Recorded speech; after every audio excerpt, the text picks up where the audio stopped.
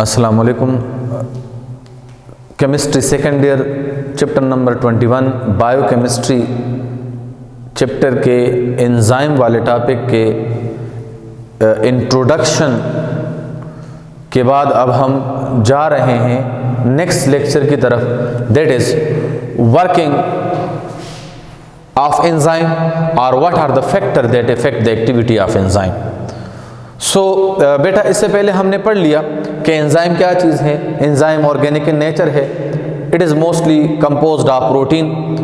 तो बाज़ों का दवाई में टीचर पूछते हैं कि बेटा ये बताएं कि एंजाइम क्या 100% प्रोटीन पर मुश्तमिल होता है? नहीं, most of the enzyme are composed of almost 90 to 95% protein, while 5% it is composed of ribozymes or RNA.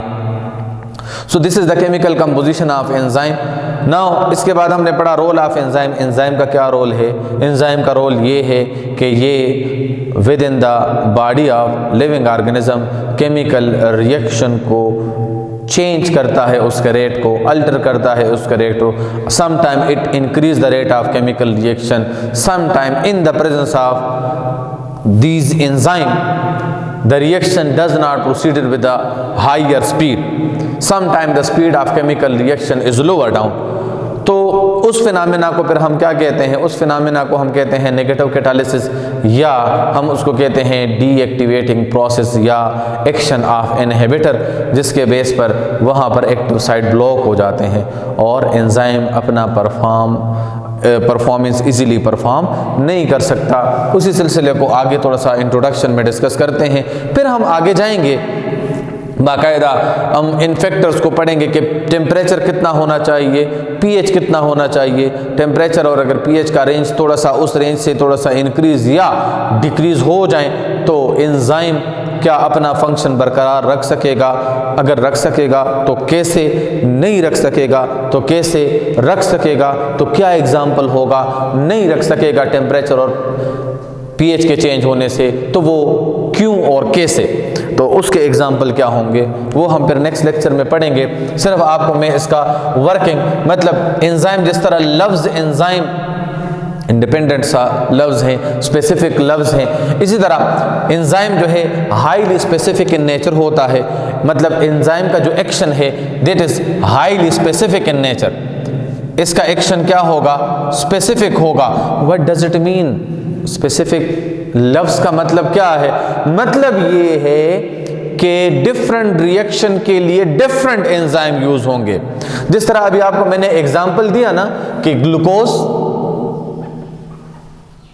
Plus ATP, हम इसको कन्वर्ट करते हैं किस चीज में? ग्लूकोज 6-फॉस्फेट एडीपी में। तो बेटा देख ले यहां पर जो एंजाइम यूज हो रहा है that is known as glucokinase.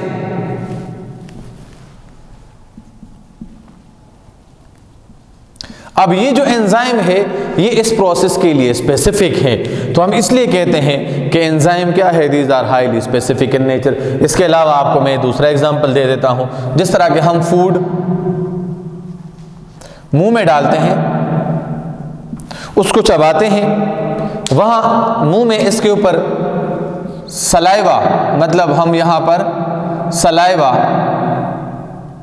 हमारे मुंह में है जिसमें एंजाइम है सलाइवरी एमाइलेज। कौन सा एंजाइम है? एमाइलेज। एमाइलेज एंजाइम फूड को कन्वर्ट कर देता है किस चीज में? फूड को ये डिलिकेट बना देता है। मतलब ये एमाइलेज एंजाइम जो है ये कार्बोहाइड्रेट्स को क्या कर देता है? हाइड्रोलाइज कर देता है। ठीक है, without affecting protein and fats. ठीक है, तो यहां पर मतलब क्या है कि amylase hydrolysed carbohydrates without affecting protein and fats। मतलब यहां पर एमाइलेज का फंक्शन क्या है? एमाइलेज का फंक्शन ये है, ये भी स्पेसिफिक हो गया कि ये कार्बोहाइड्रेट्स को हाइड्रोलाइज तो कर देता है लेकिन प्रोटीन फैट्स वगैरह इनको मुतासिर नहीं करता। और इसका एक्शन कहाँ होता है?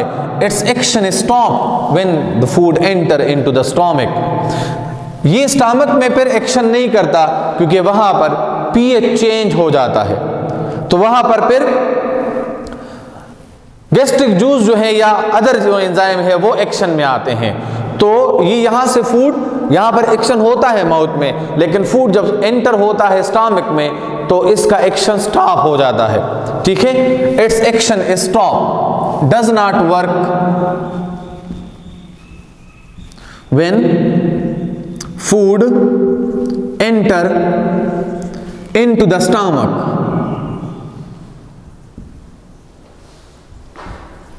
Because change in pH, pH change हो जाता है, तो एमाइलेज फिर यहां पर पीएच के चेंज होने से एमाइलेज फिर फंक्शन नहीं कर सकता। इसीलिए यहां लफ्ज हमने क्या इस्तेमाल किया है? These are highly specific in nature. मैंने स्पेसिफिक के लिए आपको एग्जांपल दिया कि कार्बोहाइड्रेट, ये जो कंपाउंड है कार्बोहाइड्रेट्स, ये एमाइलेज इसको क्या कर देता है? इसको हाइड्रोलाइज कर देता है, but it does not destroy the protein और other part of the food. It action, मतलब ये अब इससे आगे स्टमक में फंक्शन नहीं कर सकता। फूड जब स्टमक में एंटर हो जाता है तो वहां गैस्ट्रिक जूस की वजह से जो सीक्रेट हो रहे हैं पीएच बढ़ जाता है, और पीएच चेंज होने से, पीएच बढ़ता नहीं गिर जाता है, पीएच चेंज होने से ये एमाइलेज फिर फंक्शन नहीं कर सकता। इसलिए an enzyme can work only for one type of reaction. मतलब आपको मैंने कहा कि एमाइलेज ये एक टाइप रिएक्शन है, कार्बोहाइड्रेट को हाइड्रोलाइज कर देता है लेकिन प्रोटीन को नहीं। अब प्रोटीन या अदर जो लिपिड्स हैं या फैट्स हैं जो अदर हैं, तो वो अदर स्टमक में एंटर होंगे तो वहां पर गैस्ट्रिक जूस की वजह से वो डाइजेस्ट होंगे, किसी और एंजाइम की वजह से तो वो डाइजेस्ट होते जाएंगे। तो इसलिए हम कहते हैं कि सिंगल टाइप ऑफ रिएक्शन के लिए single type of enzyme use होगा। रिएक्शन चेंज होगा तो कंडीशन चेंज होंगे, कंडीशन चेंज होंगे तो एंजाइम, जो एंजाइम पहले इस्तेमाल हो रहा है वो आगे फंक्शन परफॉर्म नहीं कर सकेगा। ठीक है, अब एंजाइम जिस सब्सटेंस के ऊपर एक्शन कर रहा है तो हम उसको क्या कहते हैं? सबस्ट्रेट। जिस तरह ग्लूकोकाइनेस के लिए सबस्ट्रेट क्या है? सबस्ट्रेट इसके लिए है ग्लूकोज। इसी तरह यहां पर एमाइलेज के लिए सबस्ट्रेट क्या है? कार्बोहाइड्रेट्स। तो स्पेसिफिक एंजाइम होते हैं और वो स्पेसिफिक रिएक्शन परफॉर्म करते हैं। हर एक रिएक्शन के लिए स्पेसिफिक टाइप ऑफ एंजाइम होते हैं। रिएक्शन के चेंज होने से, मूड ऑफ रिएक्शन चेंज होने से एंजाइम पहले वाला फंक्शन नहीं करता क्योंकि कंडीशन चेंज होगा, टेम्परेचर और पीएच चेंज होगा तो वो एंजाइम डीएक्टिवेट हो जाएगा। तो इसका मतलब क्या है कि कौन से फैक्टर ऐसे हैं जो एंजाइम के एक्टिविटी को चेंज करते हैं? That is pH and temperature. अभी आपको मैंने कहा कि एमाइलेज कार्बोहाइड्रेट्स को तो हाइड्रोलाइज कर देता है लेकिन जो ही फूड स्टमक में एंटर होता है तो एमाइलेज वहां काम नहीं कर सकता। क्यों नहीं कर सकता? क्योंकि पीएच चेंज हो जाता है और पीएच के चेंज होने से एंजाइम की जो एक्टिविटी है वो मुतासर होती है। तो इसलिए बेटा दो फैक्टर ऐसे हैं मेनली जो कि एंजाइम की एक्टिविटी को मुतासर करते हैं, that is high temperature and extreme alteration of pH. मतलब पीएच वहां 7 है तो डिफरेंट टाइप ऑफ एंजाइम, 6 है एंजाइम चेंज हो जाएगा, वही एंजाइम वहां वर्किंग नहीं कर सकेगा। इस तरह अगर टेम्परेचर pH इंक्रीज हो जाए फिर भी स्पेसिफिक एंजाइम उसके लिए रिक्वायर्ड होगा। pH के चेंज होने से और टेम्परेचर के चेंज होने से एंजाइम अपना फंक्शन उस तरह से नॉर्मली परफॉर्म नहीं कर सकता, एंजाइम डीएक्टिवेट होता है। अब क्यों नहीं कर सकता, ये pH का इसके ऊपर क्या असर होगा, कितना असर होगा, कितने हद तक pH में चेंज आएगा तो एंजाइम अपनी एक्टिविटी परफॉर्म नहीं कर पाएगा, या pH के मामूली चेंज से भी ये अपनी एक्टिविटी को रोक सकता है, ख़त्म कर सकता है। तो और टेम्परेचर कितना इंक्रीज होगा, टेम्परेचर ऑप्टिमम टेम्परेचर कितना होना चाहिए, ऑप्टिमम pH कितना होना चाहिए, तो वो चीज़ें हम डिस्कस करेंगे इंशाअल्लाह नेक्स्ट लेक्चर में। तब तक के लिए अल्लाह हाफ़िज़।